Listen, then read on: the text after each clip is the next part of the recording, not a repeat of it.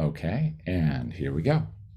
So, as we get started and people join us in the room, I wanted to say, first of all, hello. My name is Jay Frost. If you're new to this, of course, is the Philanthropy Mastermind series brought to you by DonorSearch. They provide us a platform where we can have great discussions with people like our guest today, and sometimes it stretches us a bit. And I really am looking forward to doing that with all of you today, either today live or on YouTube if you're listening after the fact. The content we're going to be discussing is so critical to our understanding, not just of the issue about wealthy individuals around the world, and particularly in Russia and their influence, but how we interact with it. And sometimes we, of course, just accept these gifts graciously, and we're grateful for people helping the causes that we are involved in.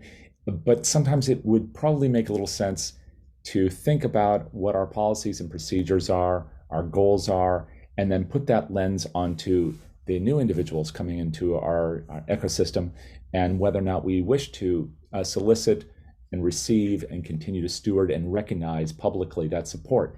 And that's an issue which we're going to be discussing today, of course, with our guest.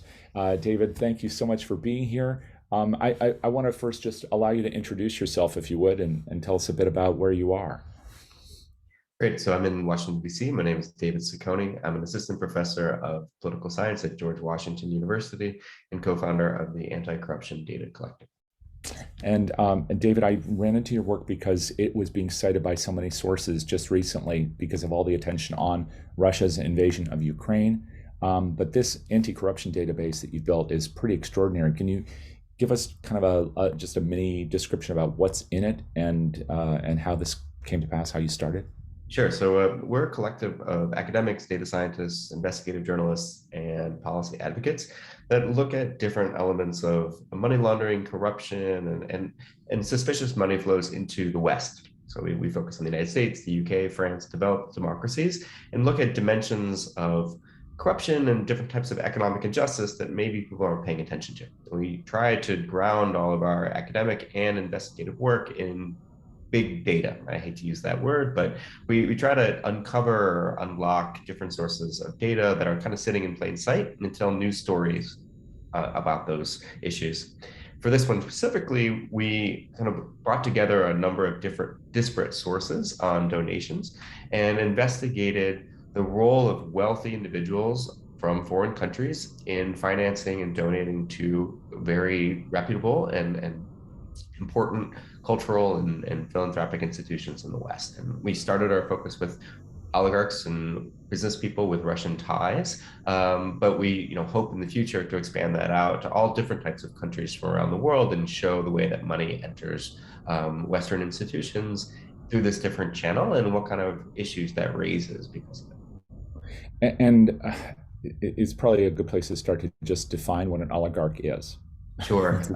So succinctly, it's a wealthy individual who exercises some type of political influence, who attempts to control government processes, maybe as a way of defending his or her wealth, or also because they have different types of political priorities that they want to see put into action. So there are business people that are content with making money for themselves, and an oligarch is a different type of category because they're explicitly interested in politics and using that money to further a set of political goals. And I know, as you said, as you look at the world, there are many different dimensions to how people accumulate that wealth. That's something that we focus on a lot in this series because of fundraising. But there's another word that gets thrown around a lot, which I think begs definition, at least in the context of this, and that's kleptocracy. And that might relate to some of this discussion about oligarchs, particularly from Russia. Can you talk about that and how that influences the source, the provenance of this wealth? For sure. So it's a relatively new term, at least in the political science literature, to categorize a set of governments around the world that have this explicit kind of wealth generating or corrupt bent to them. So they're not completely concerned with providing for the security or for the welfare of their own citizens, but the people in power are explicitly motivated to make money for themselves. So they're kleptocrats. They have this instinct to steal, and usually the theft comes from government coffers, from state contracts, from all different types of politically connected wealth. And then that money often doesn't sit in the government itself. It likes to find its way into more luxurious and developed world destinations so that the people who have accumulated that money can, quote unquote, enjoy it outside of the places that they got it. So there are many types of kleptocratic governments. Usually places like Russia come to mind. There's reason to think that some countries in the Gulf and in Southeast Asia and East Asia have these different characteristics because their government officials are almost sometimes solely focused on making money for themselves rather than performing their responsibilities to constituents and voters and other types of citizens. Now, you've been involved not just in the collection of this specific data and your work in political science, but particularly in Russia for a long time, right? I mean, how did that start for you? Sure. So it started when I graduated college about 15 years ago. I was very interested in the region, and one thing led to another, and kind of found my spot and the nexus of business and government in Russia. I did my PhD on business people who run for political office in Russia. About 40% of elected officials come from the private sector. This was not really on people's radar in the United States until we had a successful presidential candidate coming directly from the private sector. But there's lots of countries in the world where business and politics are so intertwined, and Russia was a fantastic place to study it. Since then, you can imagine there's been all sorts of applications and extensions to looking at these different interconnections between the private and the public sectors. And the Anti-Corruption Data Collective and other academic work are kind of outgrowths of this significant interest both in the region but also in abroad about how wealth begets wealth and how wealth creates political influence and the consequences for the rest of us by allowing some of this to go unchecked. It's funny because here in the States, when we're thinking about philanthropy and fundraising, of course, we often just assume that the wealth is either inherited or created, and an environment we understand that is a quote capitalist environment, so people can start a business. Sure, there may be some interaction with government, but it's really about industry, putting your shoulder to the wheel. That's the perception. The environment for wealth creation, particularly in some of these countries that had come out of a kind of a different political system, was quite different. And so when you began studying that work and the evolution of the economy in Russia and the growth of this wealth and then its influence on politics internally in Russia, I'm sure you've also seen some changes over time. But initially, were there major wealth holders? Let me ask this simply. Were there major wealth holders in Russia that could have been described as oligarchs back in, I don't know, ancient history, 1989, at the time of the fall of the wall? And then how quickly did these people amass this wealth and how did they get it? Sure. So theoretically, there were no rich people in the Soviet Union. And by 1989, everyone graduated, or after the collapse of the Soviet Union, in a somewhat equal position. Although we know that not to be the case. The Soviet Union had tons of economic inequality, and a lot of wealth was centered around the ruling class. Now, during the economic transition in the 1990s, the rushed transition to the market without some of the most important institutions that we take for granted, such as proper regulators, tax collectors, judges, all the different kind of pillars of capitalism were severely underdeveloped. And that allowed a group of very entrepreneurial, but oftentimes, what the right word to say is, the rapacious slash clever. So they had a lot of smarts to them, but they also, maybe their moral compass was a little bit off at the time. They were very much motivated by the pursuit of wealth. They exploited the uncertainty of 1990s economic transition in Russia and acquired some of the most incredibly profitable and revenue generating assets in the country at cutthroat prices. So they would do is that Russia is fantastically wealthy in oil and gas and a bunch of other national resources. The government needed money to pay its bills, and it, in a sense, sold off these crown jewels of the government to private individuals at 5-10% of the market value.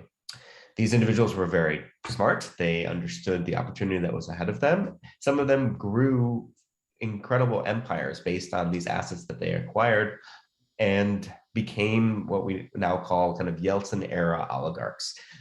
They built fantastically large companies. They made money for their shareholders, they made money for themselves and their families, kind of on the backbone of this transfer of wealth from the government, and have continued to grow these fortunes over the last 2 decades. So that's one category of oligarch. We call them kind of the 90s era oligarch that exploited the uncertainty of the transition. There's a second category of oligarch, which is a more recent phenomenon, and that's the people that grew up around Vladimir Putin and that are very close to him personally. They appeared on the scene, obviously, in the early 2000s as Putin became president, and sometimes expropriated or stole the money from the previous class of oligarchs. They replaced them and took over their companies by force or by different types of legal maneuvering. Other times they built companies from scratch, and I say that in quotes because they convinced Putin to hand out incredibly large contracts and billions of dollars and built new companies on the back of kind of this corrupt access to wealth. But they're not seen as the same type of entrepreneur, a self-made businessman who walks this gray line. They're much more closely connected to Putin. They practiced judo with him. They went to law school with him. They served in the KGB. So their wealth is under even more scrutiny, but they're more recent kind of actors in this field. So that's the easiest way to understand it: is Yeltsin era versus Putin era oligarchs. And I think they are categorically different, even if they do have this same similarities of incredible wealth and political access. And that's very helpful, because as we're thinking about now, how some of these individuals have been supporting charitable institutions around the world, not just in the United States, but around the world, that I suppose the difference between people who accumulated their wealth a little earlier or a little later makes a difference in who's considered persona non grata. The people who are particularly problematic in terms of policy following the Russian invasion of Ukraine. But maybe before we get there, I wanted to ask you a little bit more about maybe to help us understand what these the parameters are of the, not bans, but the seizure, I guess, of some of those individuals' wealth. Can you talk about that a bit? How did this happen, and who exactly is covered? Which oligarchs are the bad guys in terms of U.S. policy right now? Sure. So there's a lot of theories, most of them unproven, about who has access to the Kremlin. Definitely Putin-era oligarchs are presumed to have more influence over decision-making because they're personally closer to Putin himself, and that they're still at the higher ranks of these companies. They own or manage the major oil and gas exporters and a bunch of other metals and minerals that you probably haven't heard of. So the theory is that these are the people that we're targeting with sanctions because they're the closest to it, but there are still Yeltsin-era oligarchs that survived, you might say, into the Putin era by making a bargain with Putin. And that was, if you can remain economically active as long as you don't challenge me politically. So they kept their heads down for the last 20 years, continued to run their banks and their different types of gas and oil companies, but they stayed away from politics. And in that sense, there's a lot of theories about, all right, so where are they vis-a-vis Putin? They definitely are not anti-Putin. They've been quiet all this time, but they're not in the same type of inner circle theoretically, although they still have billions of dollars. So I hesitate to engage in too much quote unquote criminology or reading the tea leaves of saying, this person is immediately on the right-hand side and he's 2 degrees over and so forth. But even as someone who studies this stuff very closely, we don't have a good sense of who is in the inner circle, who has political weight. The only thing we know is that by sanctioning these people over the last 2 months, the war hasn't stopped. So they are not powerful enough in order to constrain Putin from pulling the army out and from changing his mind. So it seems as if, as fantastically wealthy as they are, their political influence is probably more circumscribed than we thought going into all of this. And it's still a matter of kind of uncertainty or murkiness about like who is actually pulling the levers of Russian foreign policy. Wow, and I know that's probably not what we were billing this as a discussion of that, but it's fascinating from another lens, because if later, as we talk about what the implications might be if an institution accepts a gift from someone who's in this kind of Putin's inner circle, or in theory, one of those Putin oligarchs, for shorthand, but we find, or it's interpreted to mean that these restrictions or seizures of assets have not caused any discernible difference in what Putin is choosing to do in Ukraine. I wonder if nonprofits might say, well, then maybe they weren't so bad. It's okay to accept the money. Have you run into that kind of conversation? Yes, I think one of the most difficult parts of doing this research is we don't have a hard and fast rule about who is acceptable and who is unacceptable as a source Right. of wealth. And I'm not sure that any amount of investigative journalism or due diligence will ever give us definitive answers about that. I think the reason we pursued this investigation and this line of thinking is to raise questions and to make sure that this issue is on the radar of people that are accepting money. But yes, it remains to be seen, and we are seeing some oligarchs distance themselves from Putin, become anti-war. Does that, quote unquote, cleanse their money? Does that make them more reputable figures? Does that ingratiate themselves or help them build the ties with the West that they've sought for so long by opposing Putin? I would think yes. I'm one to not forgive, but to understand that oligarchs have agency in all of this, and the actions that they take should determine how we receive them in the West. And those that behave perhaps more nobly or more charitably or more from a more humanitarian focus towards Russia should be treated with more compassion and more gratitude, I think, in the West. I think the goal of this research is to get us talking about this type of thing, because for 20 years, many of these individuals have just gotten a free pass, and a lot of tough questions haven't really been discussed. And I'm not trying to blame, or the research is not trying to blame or finger people or say he's bad and he's good. It's more trying to understand a little bit more about how we scrutinize wealth from abroad and what kind of criteria we should be using, and then also understanding the motives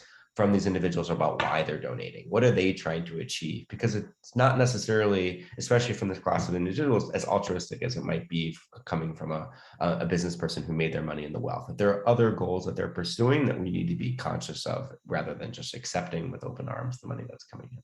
Sure, that makes a great deal of sense. It's also quite objective in a sense that the data is data, and then people can interpret it in different ways. But there are some measures maybe that collectively we come to and we say this is appropriate into charitable purpose, and this is not. But we're still kind of having that conversation. But before we go there, maybe you can just tell us a little bit about the database itself. How large is it? How many individual donors does it cover? And then how many institutions are also reflected in it? And how in the world did you collect all this stuff? Because I'm sure people would love to know that too. Sure. So we started with a list of about 150 of Russia's wealthiest people. Forbes collects this information on an annual basis, and we supplement it with kind of news reports of people with money. And we focus on the United States because, we have better access to US-based data, and because a lot of the journalists we were working with were specifically interested. So we took 150 names and we ran them through a couple of large DonorSearch type databases. So this is sitting in places like NOSA and DonorSearch, and in that same formatted data that I'm sure you access and helped build, that was sitting in plain sight that these foundations were present. But obviously, these individuals don't just donate from themselves or from their families. They have 501c3s that have filed 990s. They own companies that make corporate contributions. So from that list of 150, it was actually more like 200 or 300 individuals and legal entities that we did various searches off across the internet and tried to connect using both primary sources and secondary sources, different relationships they had built over time. There are not many individuals that popped in the United States. I should say that we only really have between 7 and 9, depending on how you classify these individuals, oligarchs that are present in our database. The vast majority of these, mostly men, if they're involved in philanthropy at all, it's much more Europe-based. That's where their mansions are. That's where their yachts are. That's where their kids are going to school. The US is still quite far geographically from Russia. And because of the historic tensions between the countries, there hasn't been this huge thrust of Russian money in the United States in the same way that there is in Europe. And unfortunately, I don't have the European data in front of me. It would be a very interesting and fun exercise to track it down. But US excels on a bunch of certain measures related to transparency. And I think donors are a little bit more transparent about who they're taking money from, although not perfect in the US. So we were able to kind of, from a feasibility standpoint, execute this research by focusing on the United States. Of those 9 people, we've identified close to $400 million in donations over the last roughly 15 years. We started in 2005. That's when the PDFs started to appear online. That's when a lot of the donor databases started to really kick into high gear. Much of that is concentrated in 1 or 2 individuals that have been especially active. But the range of people in Russian businessmen is quite large, and in many ways surprising just how many different inroads they were able to build and how many institutions they've supported institutions that I frequent and that I engage with, and many times I've donated to in a very small amount, they also benefited from these 9 individuals, I guess. About how many nonprofits in the U.S. are Well, we look about 300 to 400 distinct ones. So oftentimes there's different branches, but about between 300 to 400, depending and on how you is categorize this it. across a range of things like higher ed and healthcare and You name it. I mean, I think we were most surprised in the beginning about how broad their philanthropic activity is. Several of them have connections to higher education. Their kids have gone to school.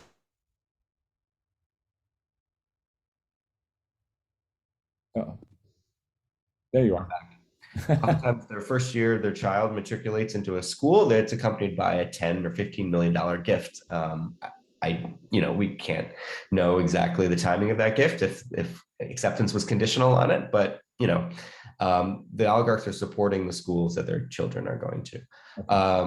Museums, art exhibits, Broadway theaters, different types of cultural institutions, medical research institutions, churches, a lot of religious activity, especially because many of the men are Jewish and they're supporting a lot of Jewish causes. You name it, really. The broad sweep of the activity is quite impressive. You said a couple of things there that are interesting. So these are all men, it sounds like, first of all. Yes, there are a couple female billionaires in Russia, none of whom we found making donations in the United States. Okay. And then the next part is about how these donations occur. And you may or may not know this, but I suspect you do, whether or not it's part of the database itself. We always have these questions, especially now in the era of Mackenzie Scott, who is making gifts and documenting them very well for all of us. But the gifts are coming in over the transom. They're not solicited. They're not cultivated. There's for the most part, there's no interaction between the institution and the donor. But for the most part, that's not true. The university where you serve on the faculty is one example of this. The whole development office is out there developing relationships, sometimes with alums, sometimes with strangers, who believe in the same things, cultivate their relationship over time, deliver a proposal. So what's the situation with these individuals? Are they getting to know people through their giving, or are they being solicited by the institutions, or is it a combo? Well, obviously, we don't know the specifics of every donation. I think there's a couple kind of breadcrumbs that you can track. First is that several of these individuals are serving in different board capacities alongside their donations, which I think is indicative of a more engaged relationship rather than something just parachuting into the organization. I think we've seen at least 5 or 6 instances of sustained board participation over time, accompanied by large gifts. That over time is also really present in the data, that we're not seeing one-offs in a small amount. In many of the cases, especially in the religious activity, these organizations are receiving substantial sums over the course of 8, 9, 10 years, which I think presumes some type of relationship building between the donor and the institution. There are also some really interesting cases that we would love to get somebody on record talking about. For example, the Brooklyn Academy of Music has accepted donations from several oligarchs. And, I love BAM, and I've been to BAM several times. I'm still trying to get my head around how a relationship with a Russian oligarch is developed. I mean, my guess is that there was something Russian themed that was being put on, some kind of cultural event, and their connections were made saying this is part of kind of Russia's soft power abroad, and the oligarch decided that they had an interest in this. But that's a very left-leaning, very progressive institution that has taken a lot of experimental approaches toward artistry. It's some of these oligarchs that would surprise me appearing in. I would be very curious about how the initial connection was made, because it's not obvious from the data that we have. Okay. And I guess by implication, their politics are not necessarily aligned with BAM's politics. No, I would not necessarily think. Many of them are quite conservative from a political, from religious, from an economic standpoint. And many of these institutions they're supporting are obviously not. And that's interesting. So how do these conversations get started? And I don't know. And so I guess implicit in that is that the organizations haven't been probably very interested in talking about that. Have you, as part of building this database, having these conversations? Because a lot of media is interested in this. Less in our sector, in our niche, there's not much conversation about this. Okay. But outside of it, the Washington Post, when I reached out to you, it was about, I think, an article there and other places. they are interested. So how are charities responding to this with you? Are they just saying, I'm sorry, I can't comment because of donor privacy? Are they saying our process is not really important? What's important is the donor? What kinds of things are you hearing? Sure. So I've worked with 4 journalists from 4 different outlets on this story the last 2 months, and all of them have adopted the same approach, which is if we name an individual and talk about a specific gift, we need to get comment from that institution about what happened. So we have about 12 comments or so from different cultural institutions that are responding to our questions about, well, you just asked, how did this come about? Did you return it after you learned about it? How did you assess the initial kind of individual in question? Most of the time, there's a kind of a begrudging confirmation of the data that we have. In a couple instances, there's been pushback trying to minimize the importance of the donation. So, for example, the Clinton Foundation was not very excited about our questions about Victor Vekselberg's moderately sized contributions to them over time. And there was a very carefully worded statement pushing back on some of our claims, none of which were not factual, but trying to spin them in a way that kind of minimized Vekselberg's relationship with the foundation. So I think in the broad spectrum of things, we have responses that are more kind of not a denial, but in a kind of a pushback type way. Most of the responses are more of a neutral confirmation with little comment, and 1 or 2 are kind of addressing it in a way of like, yes, we proactively investigated this individual once we learned a little bit more from public sources about their political activity. We either returned gifts or severed ties and actually started to discuss in more detail about the relationship. I think those are the 3 categories of responses we've gotten from institutions. That's interesting on so many levels, because one of the conversations that happens when the provenance of a gift becomes problematic for an institution, and in fairness to the nonprofits, often they were not aware that this was a problem, or it became evident after a gift, long after a gift was made. Great examples of this, of course, are gifts from slaveholders to institutions, named buildings at major universities, and then they later kind of reviewed that. Or is this appropriate for our institution to be recognizing these historical figures that way? But we're talking about living people. Yeah. These things occurred probably in the last 20 years. So first of all, is the sensitivity, are you sensing that the sensitivity is because people think that there's perceived influence, that a gift does more than just underwrite scholarships or make it possible to put on a new work, that there's some kind of other influence, like especially when you talk about something like the Clinton Foundation? So the Clinton Foundation has a long roster of donors and has been implicated in quite a number of scandals about kind of pay-to-play access. I think it's kind of in a category of its own, especially related to relative to the other institutions we've studied. We have tried to give credit in the investigative works we've done to institutions that kind of addressed their own role in this and either took actions or had an explanation about how this all happened. I think our goal is not to finger institutions for doing something correctly or incorrectly. I think it's hard to ascribe motives to oligarchs at the time. And, oftentimes it does have a personal connection to the oligarch, right? Like I said, from a religious standpoint, or even sometimes because a Russian cultural exhibit is being financed by a very important person. It's obvious that they have a vested kind of interest and sometimes a passion for what they're supporting.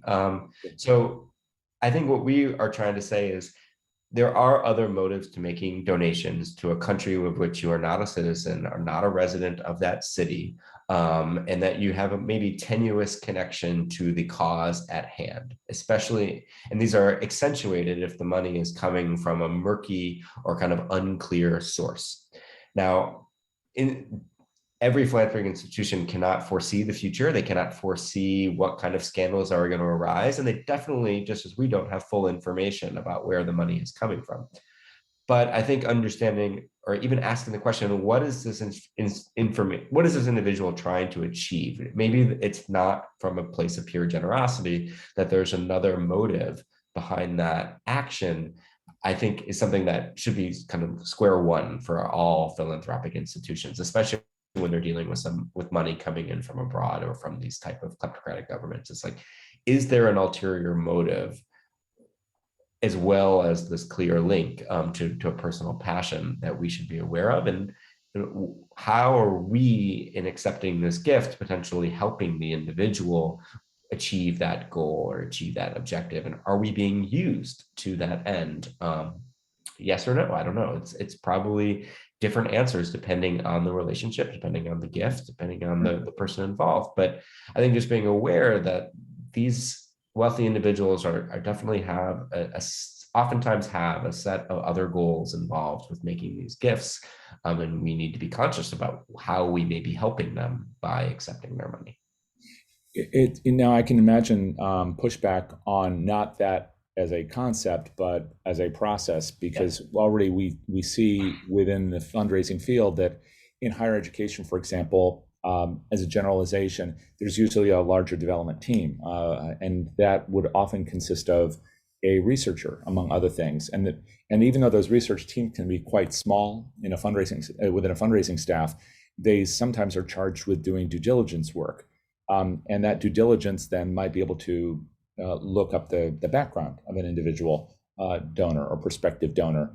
They aren't necessarily able to discern the motivations, but they might learn something about how a person gained their wealth and whether or not they're aligned in terms of their other giving to the giving here. Those kinds of things. Are there any peccadillos that they want to worry about before accepting a gift? How are other donors going to receive that information, or alumni or friends or patients, et cetera? So when you hear that kind of pushback, what are your thoughts? How have you reacted to that? Because we're understaffed. I know, good in yeah. the world, that kind of thing. Money is money, and it's vital for keeping these operations afloat. I think, as far as I know from a research perspective, one thing the oligarchs have really benefited from is getting their foot in the door. So about 15 years ago, when they initially came, there wasn't a lot of scrutiny of these donations. They were able to convince development officers to accept money, oftentimes very reputable ones. And what that did is kind of created a snowball effect, so that later on, when they would try to give donations, a research officer could easily point to, and we've gotten comment back from the oligarchs saying, look at all these institutions that have accepted our money.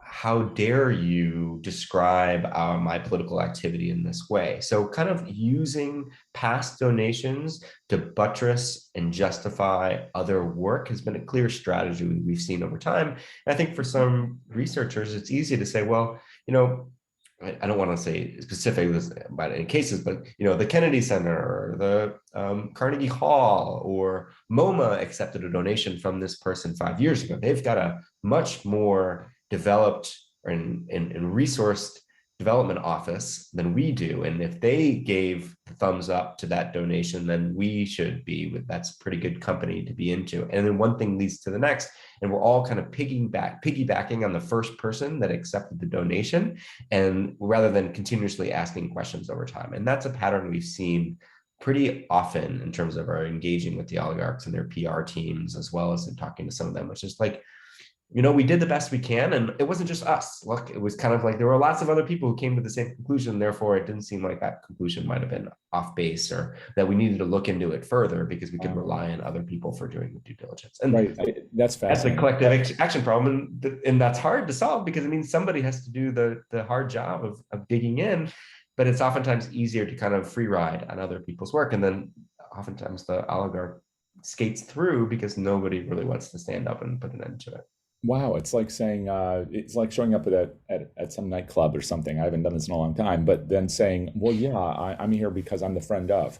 Yes. If you can show that you're friendly with someone who is well respected in the community, that's a lot easier, as you say, to skate through.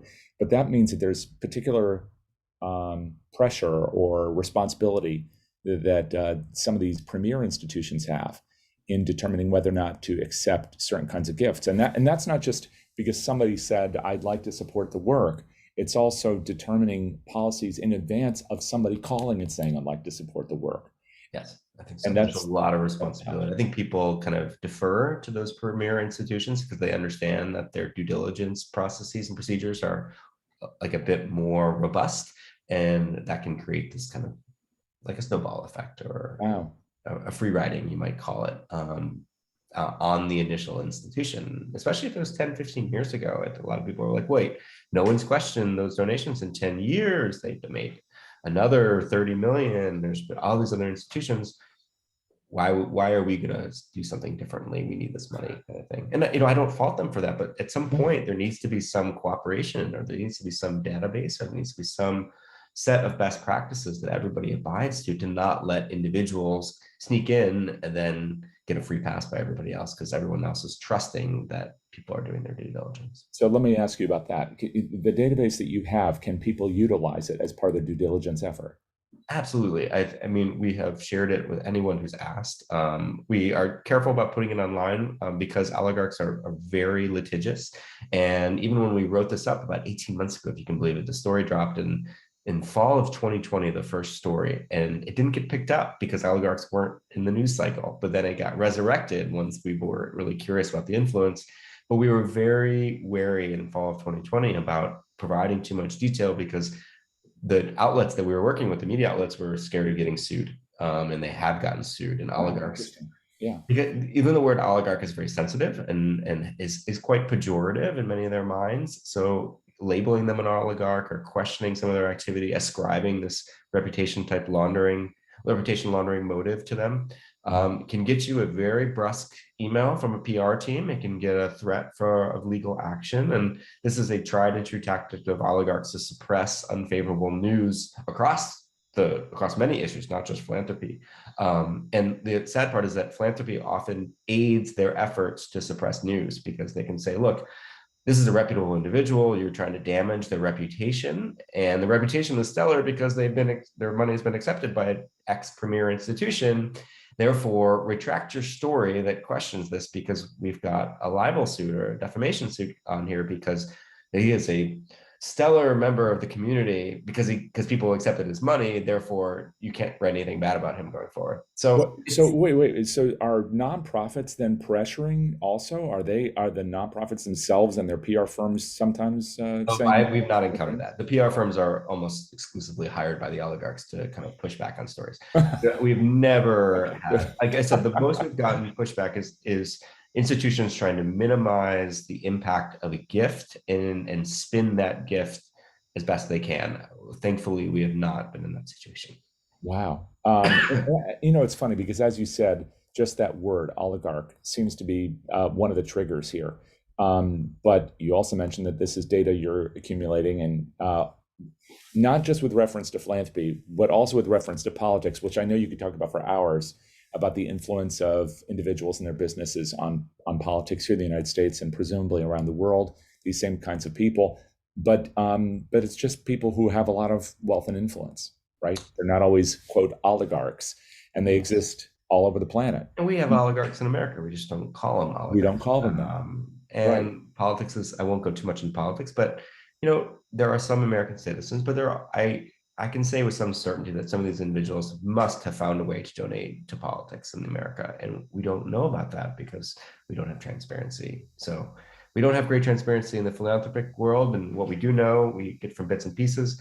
In the political world, it's even darker. And I would be so surprised if these individuals were completely absent from American politics. We know that they're not. They're popped up in Mueller's reports. They had connections to our previous administration. I mean, the same individuals that are donating to inauguration campaigns are also donating to premier institutions. So it's all there, but we just don't know about it because there aren't reporting requirements, and we're left with just kind of internet searches and different types of kind of indirect ways of figuring out the way the money flows. It's just a very, very shadowy world.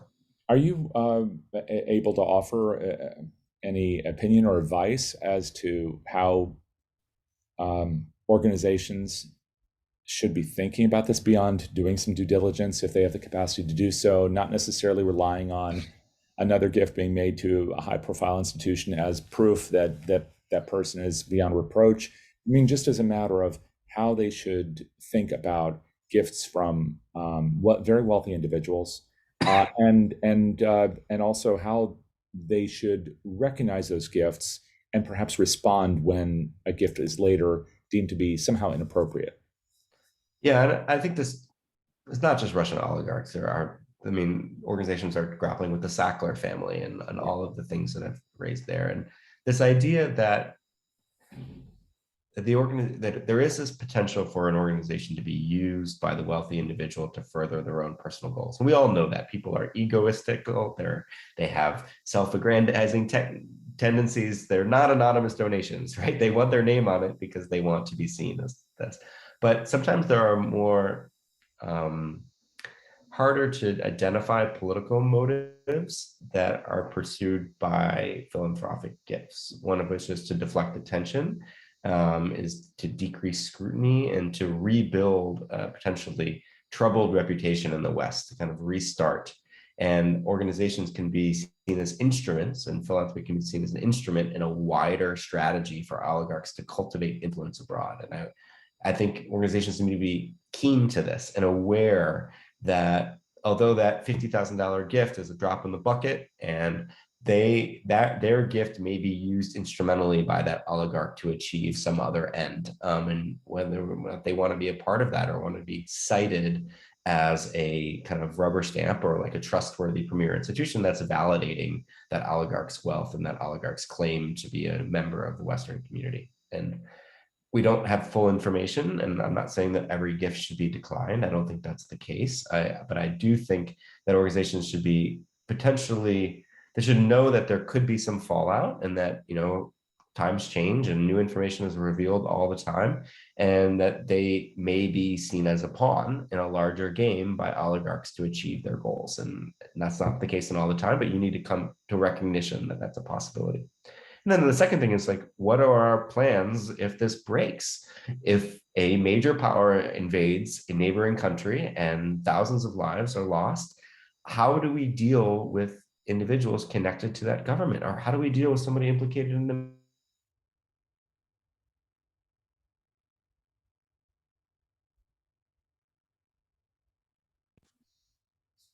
I'm back. Sorry, I don't know why it's so shaky.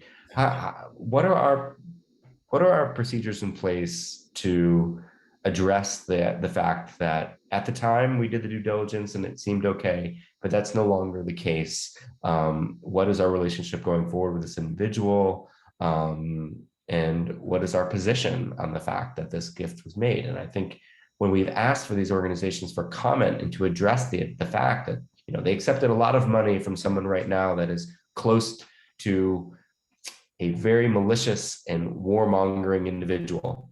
How do you, as in Vladimir Putin, what is your position on all of this? And what is your position on the war, and whatever the case may be, or the scandal or that's implicating your donor, and how are you going to address this going forward? And a lot of the organizations we asked for comment just weren't ready. They didn't have a response for it. They didn't understand the potential negative implications of accepting that money, and were kind of scrambling or caught off guard by the idea that like they had accepted money that now is being scrutinized. And I think that can be anticipated, especially when you're dealing with a lot of these wealthy individuals that are walking a fine line. And there are many wealthy Americans that we just haven't uncovered the scandal that's the source of their wealth. And I think organizations should be prepared that some of their largest benefactors may be scrutinized in unpleasant ways going forward, and to be prepared. And, again, the Sacklers and the Epsteins of the world have made this kind of point come home. I think Russian kleptocracy is in the same bucket of donors whose reputations turn, and whether or not organizations are prepared to deal with that fallout. Yeah. I know some organizations sometimes just kind of wait it out.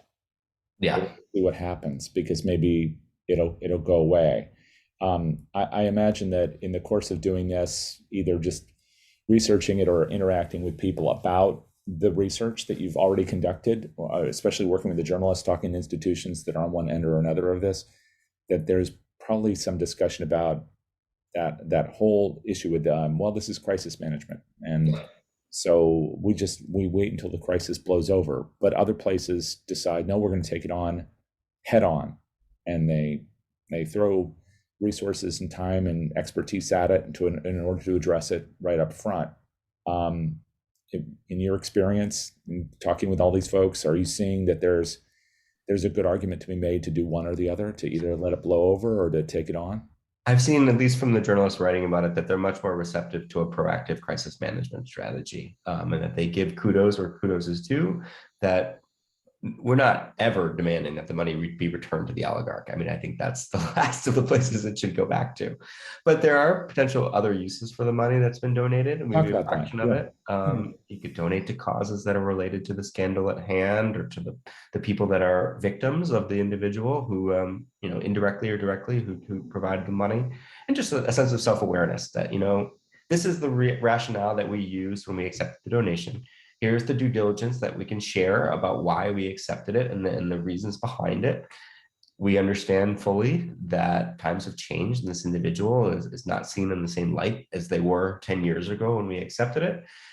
We don't agree with this individual's actions. We've severed ties, and, as some sort of partial redress, we are trying to kind of compensate a little bit, maybe some of the victims, of the people that are wronged by that individual in doing so. I think that even sounds, just kind of from a personal standpoint, like the organization understands its whole role. And, you know, maybe we would have liked to go back in time 10 years ago and not accept that donation, but that's already happened. And it happened under whatever information was available at the time, but there's growth and there's evolution in the organization to understand that it also needs to change, and it also needs to adapt to the idea that, like, wealthy individuals oftentimes get themselves in very unflattering, unfavorable situations, and organizations should be prepared for that, and have a crisis management strategy to address the fact of their association with people whose reputations can turn on a dime. Right. It's a matter of fact. We just can't predict which wealthy person is going to be in the scandal in 5 years. It's just impossible to know, and we need to be more cognizant of that.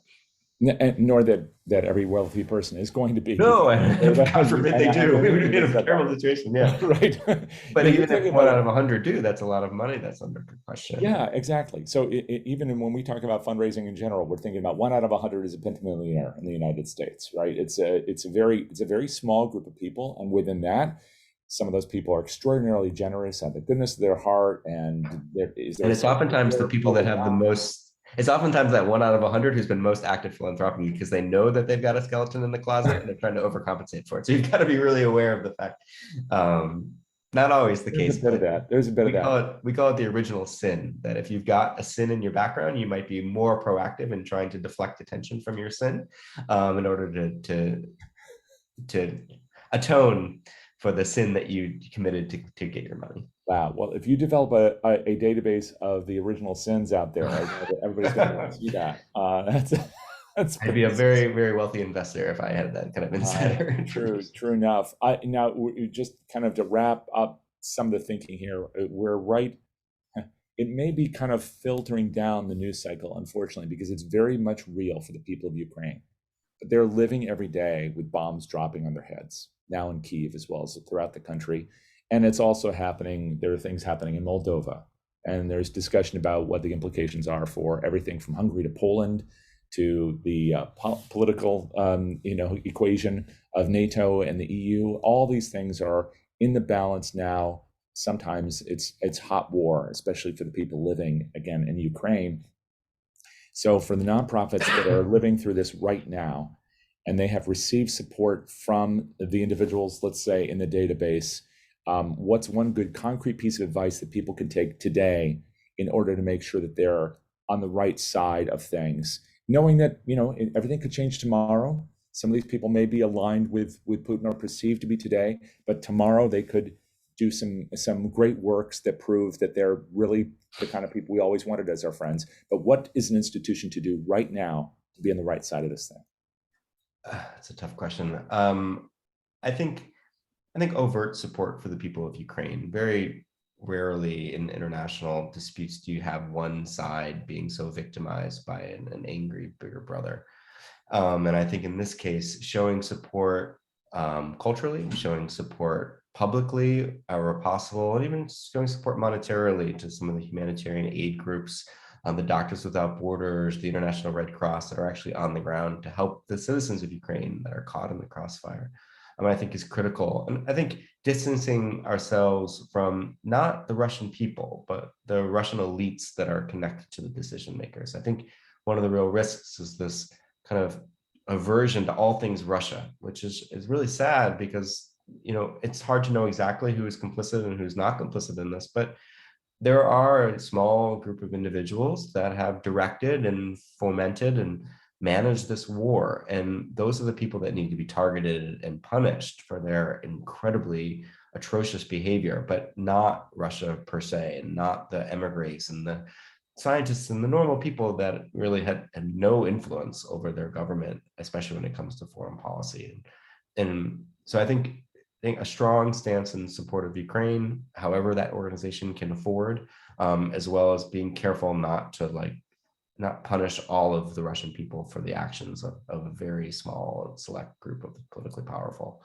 But I don't have a blanche prescription for everyone, because I think organizations have different capabilities and different strengths to support Ukraine however they may and can. But I think the country needs it, and I think to this point haven't moved on yet. We need to keep our attention still on Ukraine and keep supporting it, because this war could go on for another year or two. It's just so tragic in that sense, and the sustained involvement to help Ukraine is something that's most critical at this time. David, if people want to learn more about the database or be in contact with you and your colleagues, how best can they do that? Sure, we can share some links, but we're at acdatacollective.org. There's a newsletter that we send out of our various investigations, and all of our contact information there is for a form. We are putting together kind of an aggregate of the almost 20 stories that have tapped the database over the last 2 months. We still have stuff coming out, and kind of showcasing not only what we've discovered, but also some of these kind of best practices that we've learned through conversations such as this, and the transparency that we're pushing for, because we're still in conversation with US government officials about not imposing new regulatory burdens on donors, but requiring the government to collect information on foreign gifts. It already does this right now in the educational space, and we think that there's probably a role for the government, for different departments or agencies, to collect information on large gifts from foreign individuals to institutions in the United States, just to be aware of this. We're not advocating that these gifts be prevented or banned, but that we have more information, because without information, we can't have these conversations. Through and through, we're a transparency-oriented organization, not a vindictive, very policy-focused that. We want to see more spotlights on these issues, to have frank conversations about the potential influence, good or bad, that they have on society. So we're going to have a new kind of front thinking about the risks of allowing unfettered foreign cash in its many forms in the United States, and philanthropy being one of those. Thank you so much for this, David. Really do appreciate your time and wisdom and all the work you've done. We'll make sure that in the notes there's a link so people can come and visit the site, see that all the articles, but also learn more about the database. And we'll look forward to seeing how you track this globally, since philanthropy is obviously a global practice in the months and years ahead. Thank you so much. Thanks so much for having me. And we'll look forward to seeing you all sometime soon. We have 90 of these programs this year. And of course, the podcast where you'll hear discussions about people's lives in philanthropy and fundraising. I hope you'll give a listen to that on Apple Podcasts or wherever you get your podcasts. And if you were among the people at AFP down in Las Vegas, hope you had a good time and got more rest than I did. But we'll look forward to seeing you here hanging out with us in the weeks ahead. So until then, take care and stay healthy. Bye, everybody.